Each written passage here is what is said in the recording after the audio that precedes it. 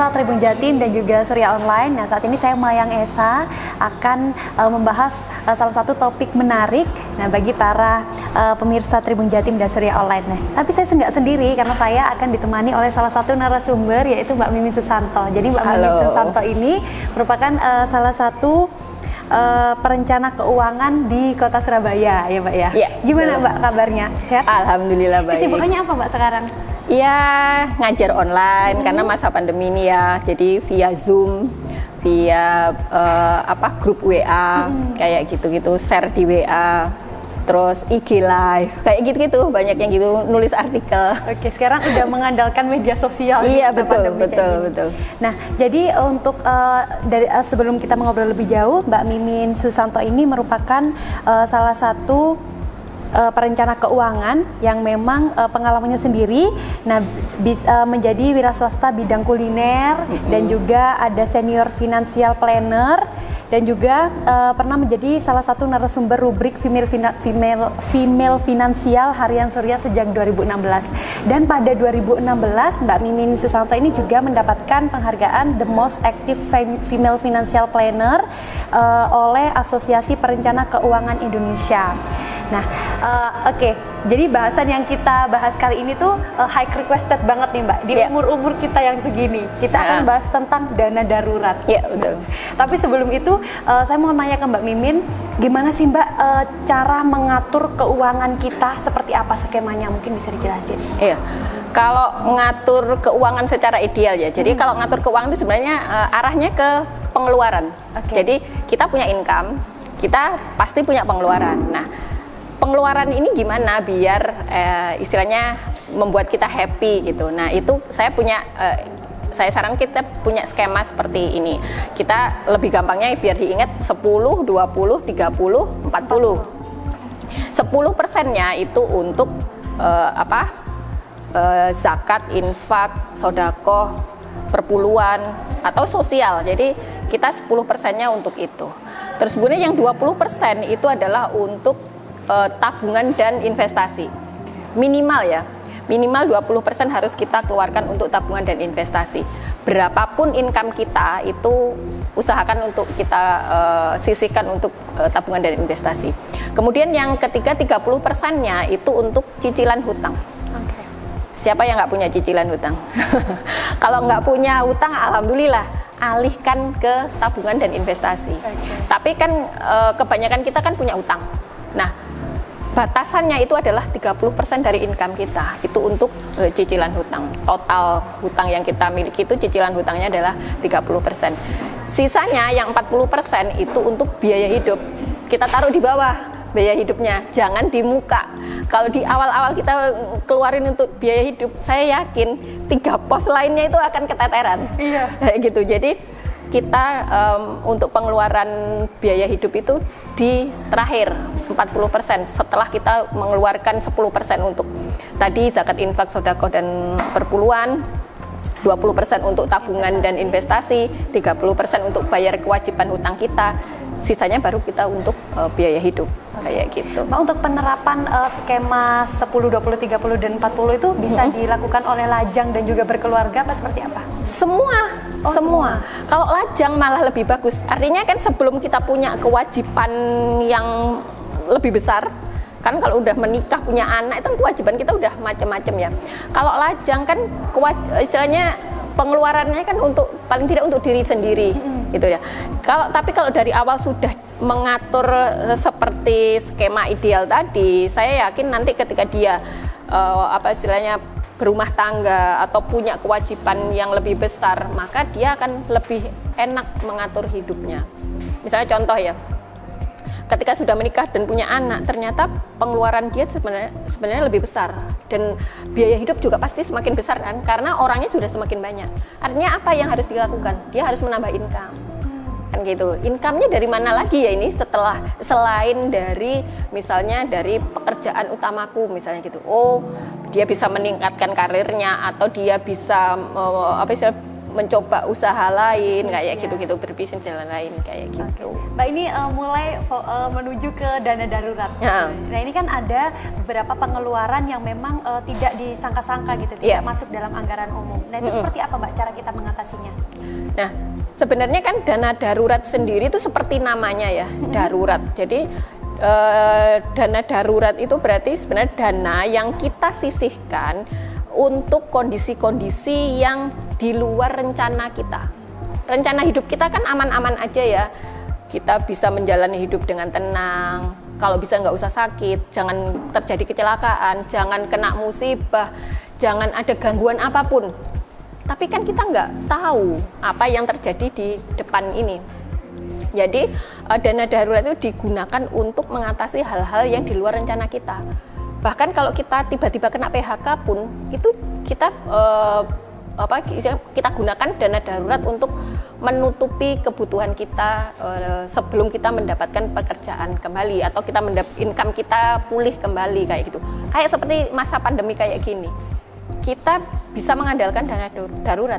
Kalau misalnya orang yang punya income istilahnya yang tidak terpengaruh karena kondisi seperti ini nggak masalah. Tapi bagi orang-orang yang income-nya terpengaruh dengan kondisi ini, misalnya marketing, dia kan harus ketemu orang, harus keliling ke sana ke sini untuk menjajakan dagangan dia atau orang pedagang atau pedagang makanan dan lain-lain. Itu kan sangat terpengaruh ya.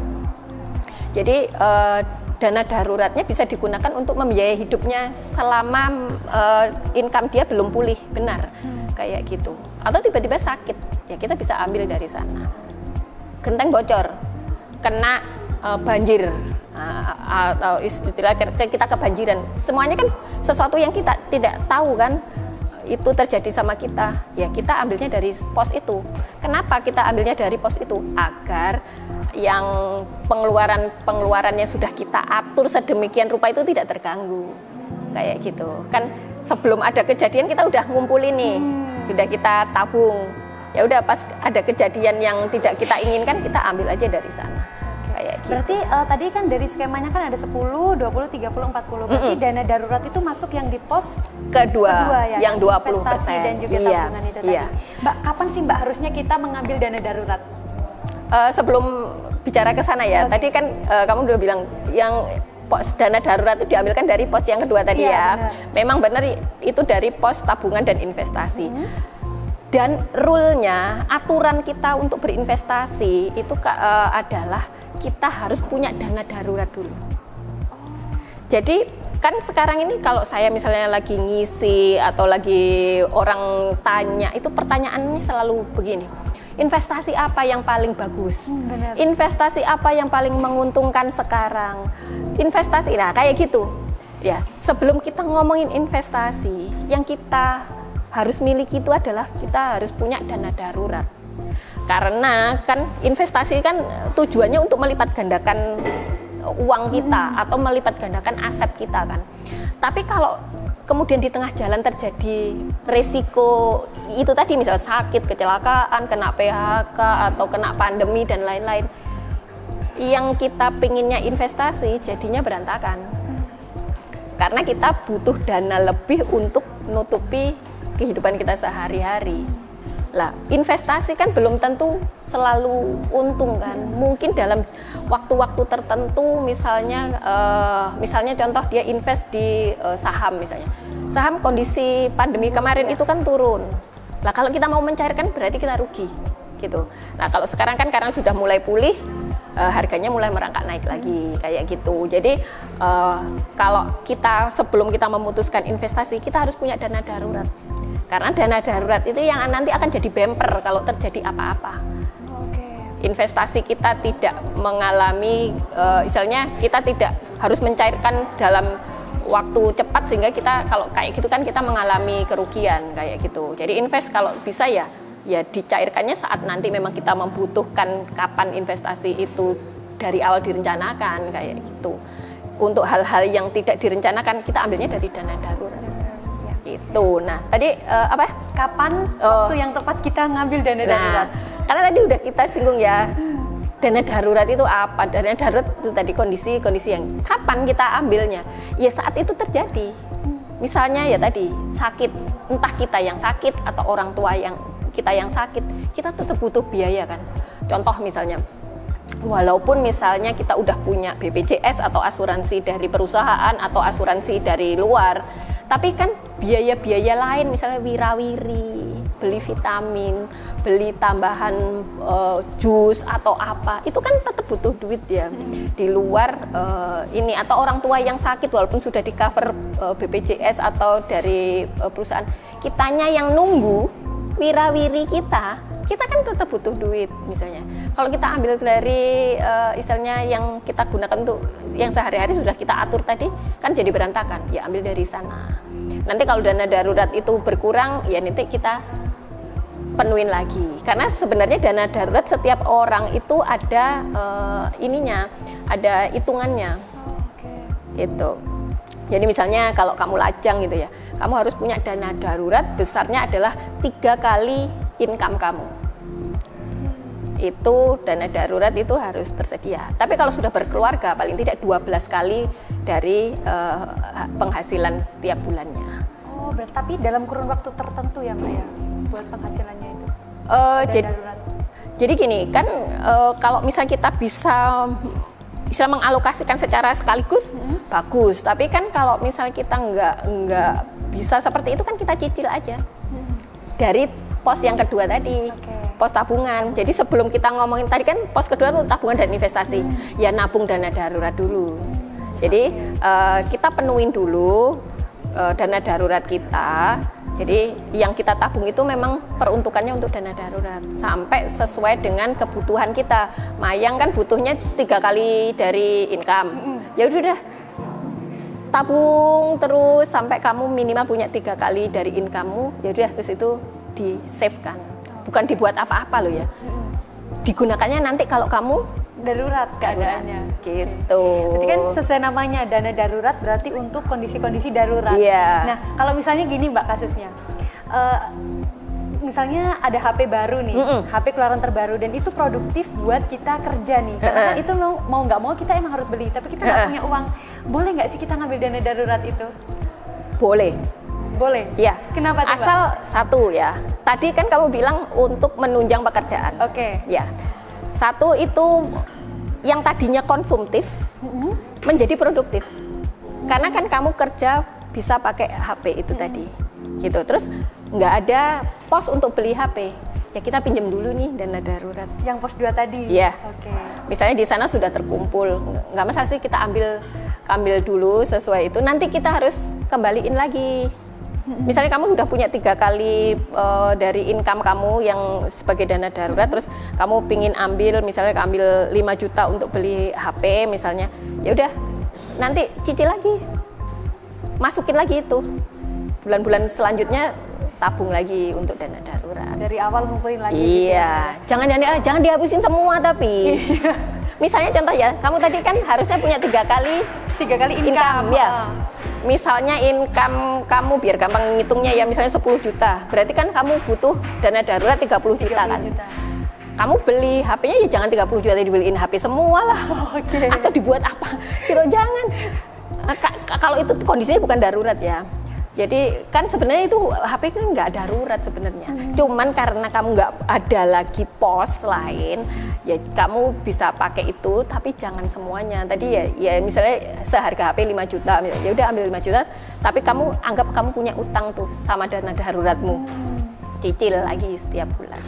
Kayak gitu. Mbak, tapi kan buat mendisiplinkan skema yang tadi Mbak bicarakan kan agak susah-susah gampang sebenarnya Mbak. Ya untuk dana darurat ini sendiri gimana sih Mbak efektifnya kita mengumpulkan dana darurat biar disiplin gitu? Anggap memang itu kewajiban kita. Kalau kamu misalnya punya hutang, itu kan wajib dibayar kan?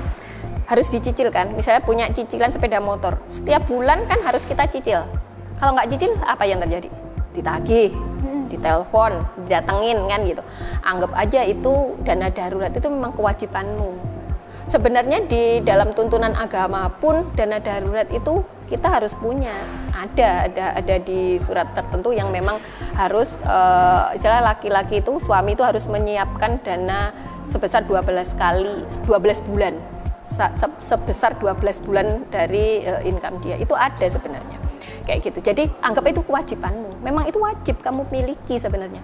Jadi anggap, oh aku punya utang dana darurat 30 juta. Tak cicil setiap bulan nih misalnya 1 juta kayak gitu misalnya. Kan kayak gitu. Iya. Jadi anggap itu memang kewajiban. Harus disisihkan. Baru setelah itu nanti mikir buat nabung traveling, nabung buat beli apa kayak gitu, itu baru setelah dana daruratmu terpenuhi. Ya. Oke, ini pembahasan yang cukup menarik sekali. Tapi sebelum itu memang kita memang harus merencanakan keuangan karena sangat penting sekali ya Mbak ya. Apalagi di usia produktif lajang seperti kita memang penting sekali untuk mempersiapkan itu di masa depan gitu penting. Nah itu tadi pembicaraan saya dengan Mbak Mimi Susanto. Jadi kita juga akan kulik beberapa informasi menarik lagi nih tentang keuangan, bagaimana cara mengatur finansial termasuk bagi anak muda dan juga usia-usia produktif seperti saya misalnya. Jadi jangan lupa update terus informasi terbarumu dan kita akan kulik-kulik lagi. Untuk saat ini kita akhiri dulu ya Mbak ya. Sampai jumpa.